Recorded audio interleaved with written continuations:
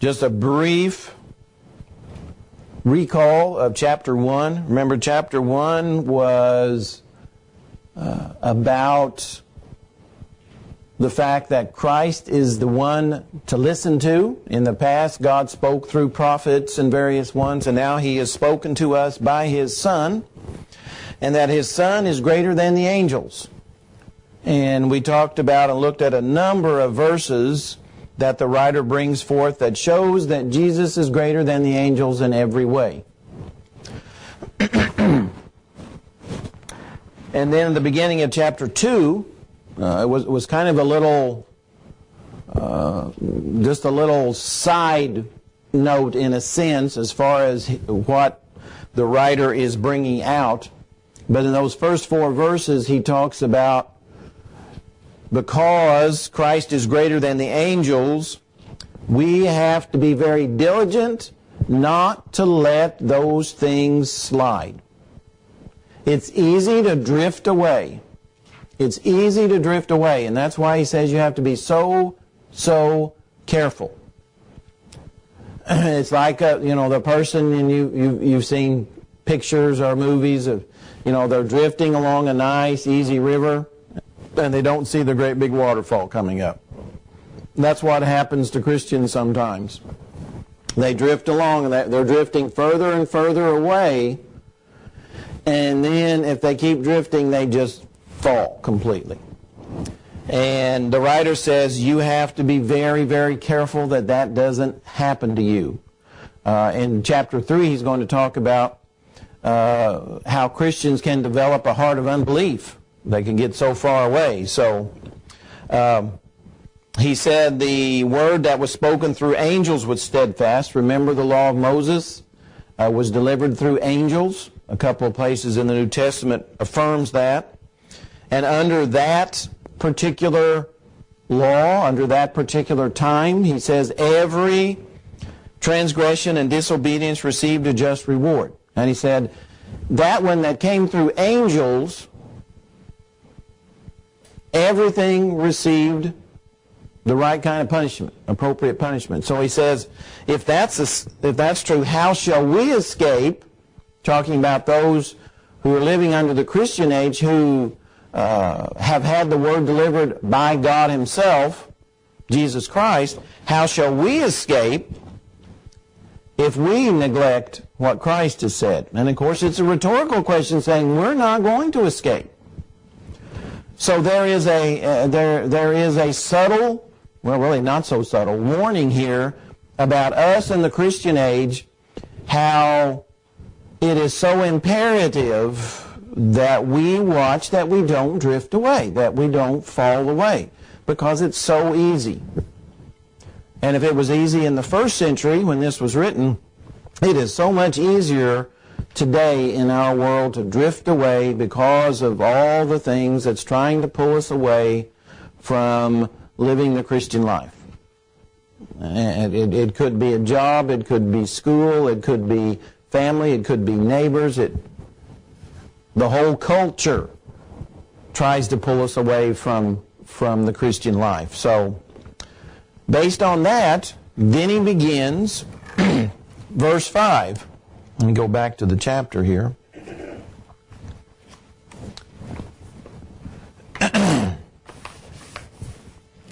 And in particular, let's look at verse 4, or chapter, page 14 in our booklet. So the first few verses, would someone read verses 5 through 8? Most of that is a quotation, but verses 5 through 8 of chapter 2, if someone would read that.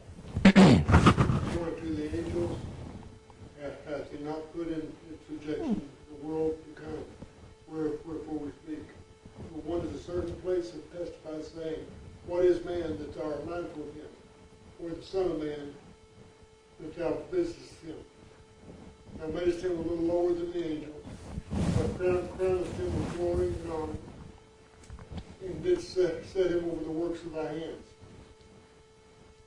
Go ahead with verse 8, if you don't mind. Thou hast put all things in subjection under his feet, and in that he put subjection under him. He left nothing that is not put under him. But now we see not yet all things put under him. Okay. First of all, this section is about Christ becoming man and why Christ had to become man and what that did for mankind. So the first thing he says, still talking again about the difference between Christ and angels, he's not put the world to come in subjection to angels. In other words, angels aren't in charge of this world. All right, they're not in charge of this world. The world is not subject to angels in any way. But he says, going back and quoting from the Old Testament, what's man that you're mindful of him? Or the Son of Man that you take care of him? You made him a little lower than the angels. All right? Mankind, humanity, and we talked about this last week, does not have the abilities that angels have. And we talked about some of the powers that angels have and what they're able to do and so forth.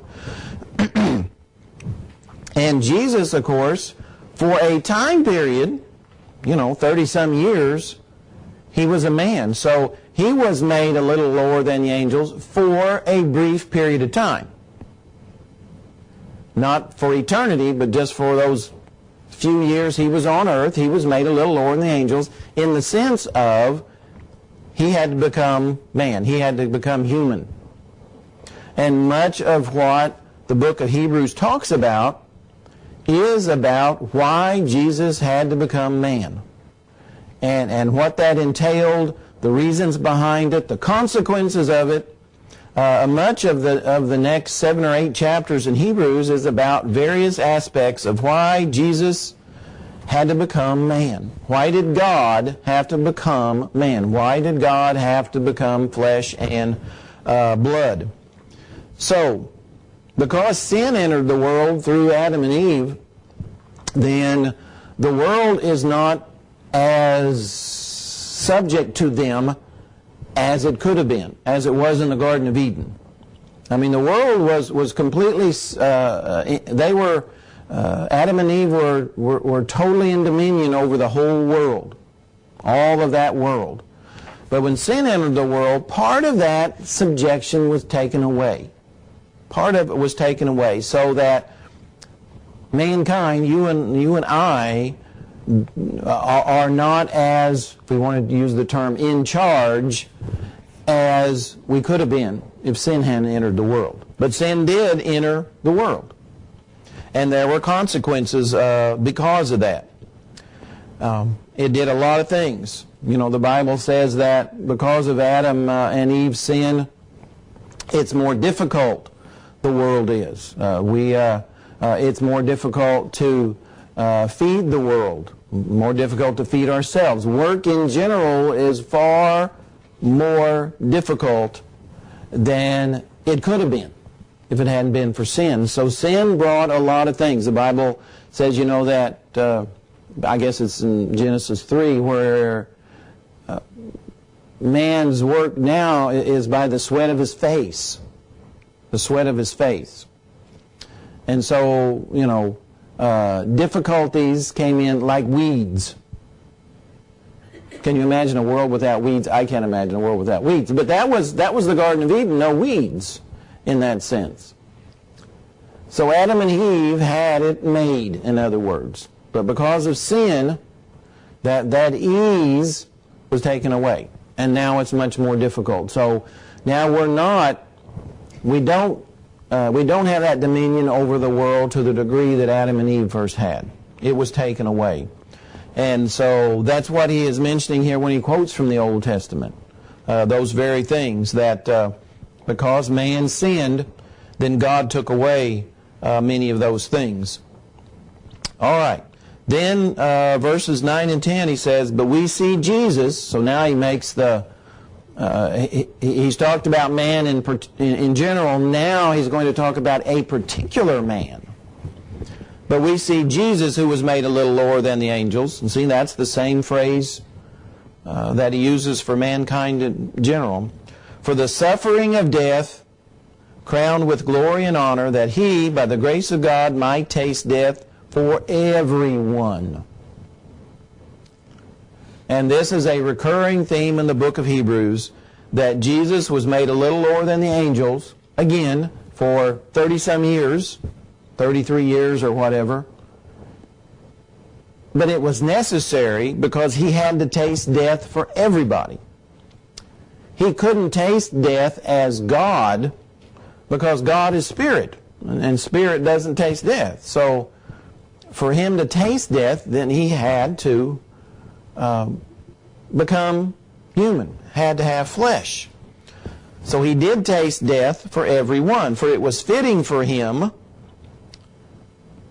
it was necessary, for whom are all things and by whom are all things, in bringing many sons to glory, to make the captain of their salvation perfect through sufferings. So Jesus, it wasn't just the fact that he took on flesh and blood, but he had to suffer and die. Because he had to experience the same type of things you and I do.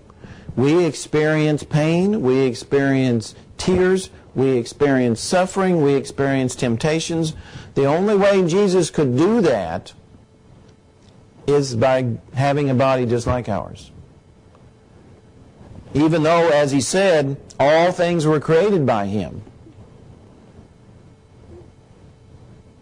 But he still had to put on a fleshly body. And to make the captain of their salvation perfect through sufferings. And of course, that's how he became our captain, as the Hebrew writer calls him. Was it through sufferings? In other words, when he uses the word perfect there, remember, the typical translation of perfect there is complete. In other words, Jesus completed his earthly mission by suffering and dying on the cross. That's why he came. So he didn't become perfect in the sense of becoming sinless. He was always sinless. He was always morally perfect. But he had a mission, and that mission was for him to suffer and die for everyone. So in that sense, he was made perfect. But it was through sufferings. It was essential that he had to suffer. Well, then he goes on and says, for it was fitting, for both he who sanctifies and those who are being sanctified are all of one, for which reason he is not ashamed to call them brethren, saying, I will declare your name to my brethren in the midst of the assembly, I will sing praises to you. So now he begins a section that goes through the end of the chapter that talks about kind of some of the consequences of him dying. The writer has pointed out why Jesus had to become flesh, what his mission was, and how he accomplished that mission. And now he begins to talk about some of the consequences of those things. So he who sanctifies, the word sanctifies, remember, has the idea of set apart, called out. We are the church. That's what the church basically is. The called out ones. We're called out from the world. And as a result, we are to be different than the world. Speech, actions, what we do, what we don't do. We're to be different from the world. We're a holy vessel, Paul calls us in Corinthians. And as a result, we have a holy calling, and we're to be different than the world. The world lives a certain way, talks a certain way, does certain things. Well, many of those Christians aren't to participate in. Why? Because we're We're holy. We're a sanctified vessel. We're a vessel set apart to be different. And if the world can't tell that we're different, then we're not living up to our calling. Something is very, very wrong. Jesus set the example for us. All right? He says, he who sanctifies and those who are being sanctified are all of one. We're all together. Therefore, he's not ashamed to call us brethren. So because of that, he's not ashamed to call us his brothers and sisters. And that, of course, is one of the marvelous things about who we are and what we're to do. He calls us the separated ones. The separated ones. We are separated. And we should feel separated in the sense of when we look out in the world and see what they do and what they're promoting and where they go, we should see that we're separated. You know, that was Israel's biggest problem for hundreds of years, was that they didn't want to be separated. They wanted to be like the nations around them. They wanted to have idols, and they wanted to have these festivals, and they wanted to do this, and they wanted to do that. And eventually they were sent off into captivity because of that. They adopted the idols and the false gods and the images, and it cost them dearly. They were kicked out of the promised land. They were sent into captivity for years. And so it was a painful lesson for them to learn. But if you've noticed, the church has done that in many ways too. If you go back, you know, even 20 years in the church, you can see how many churches of Christ have assimilated really the culture around them that they never would have done in the past, but they have let the world influence them instead of them influencing the world. One of the lessons the book of Daniel teaches us. You know, Daniel had to live in a very pagan culture. But yet he wouldn't even eat some of their food, would he? You know, him and his friends were invited to the king's table and they had wine and all kinds of rich foods, and they said, no, we can't do that. We can't do that. Daniel still openly prayed throughout the day at set times. He didn't hide. So Daniel is a great lesson to us about how we are to be the separated ones. Instead of becoming like the world, we're supposed to influence the world to become like us. So that's the idea of sanctified, being holy, separated ones. Some of the other lessons from this. Well, let's go on. It says, and again I will put my trust in him, and again here am I and the children whom God hath given me. Inasmuch then as the children have partaken of flesh and blood, he himself likewise shared in the same, that through death he might destroy him who had the power of death, that is, the devil, and release those who through fear of death were all their lifetime subject to bondage.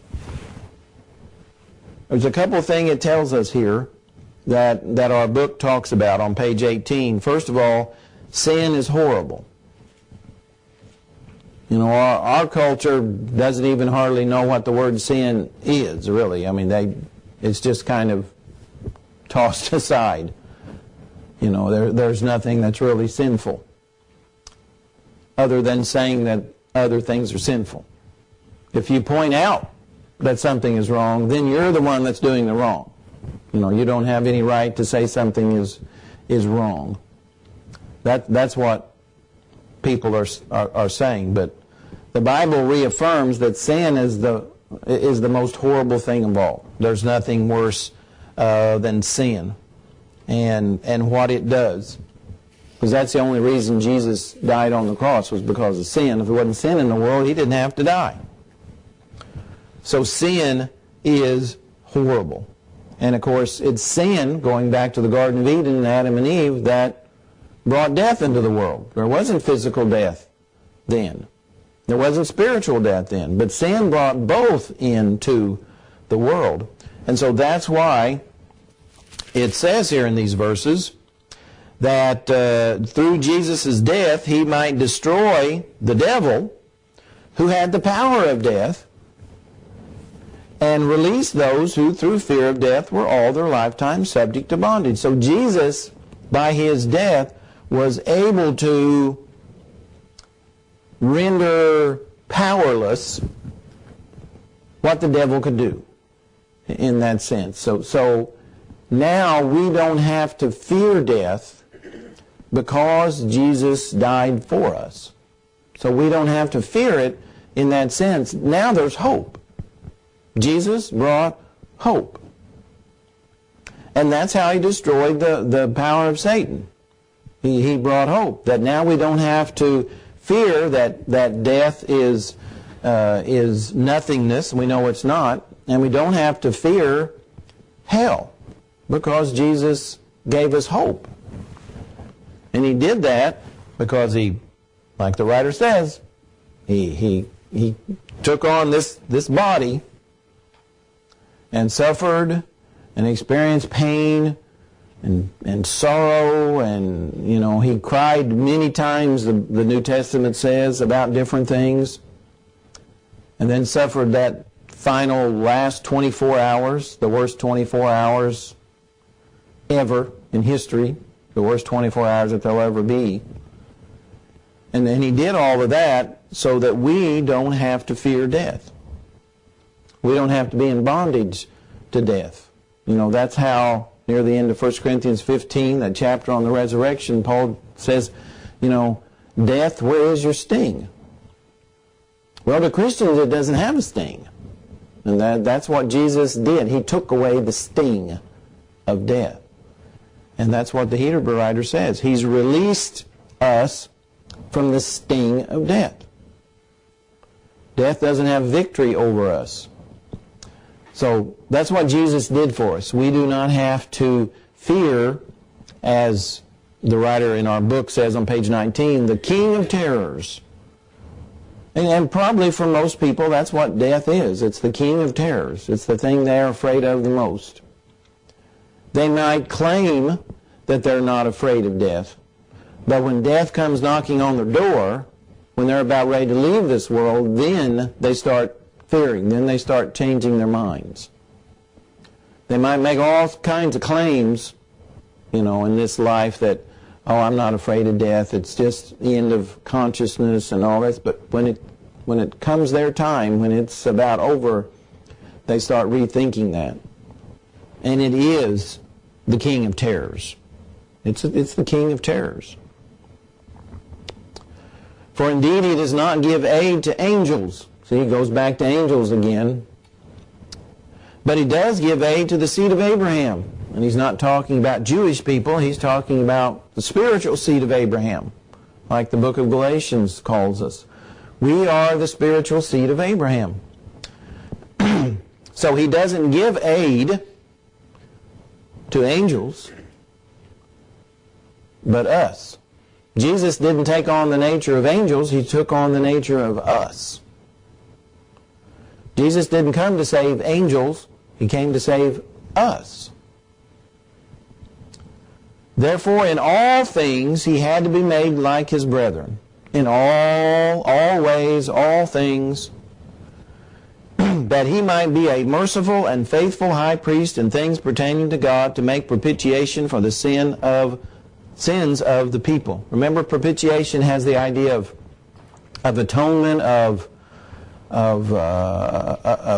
covering sins, of taking away sins, all of that. So, he had to be made like his brethren in every way. He had to have, he had to feel pain, he had to be tempted, he had to feel sorrow, he had to experience death, he had to experience all of those things so that he could be a merciful and faithful high priest. He had to do all of that for us. And then he ends up, for in that he himself has suffered being tempted, he is able to aid those who are tempted. See, Jesus couldn't be a faithful high priest if he hadn't experienced what it's like to be tempted. Like the devil tempted him in Matthew 4, in the wilderness. He had to know what that was like. Otherwise, he couldn't be a faithful high priest. And so he had to go through all of that. So that's why we're to listen to Jesus and not angels. Jesus has had his glory returned and honor returned. He was only made a little lower than the angels for a short time, a few years. Well, our time is definitely up. There's probably a few more things to talk about in that section. So I would go ahead and read that, and then if you have time to read the next section for next week, into chapter 3, I would. And thank you very much for being here.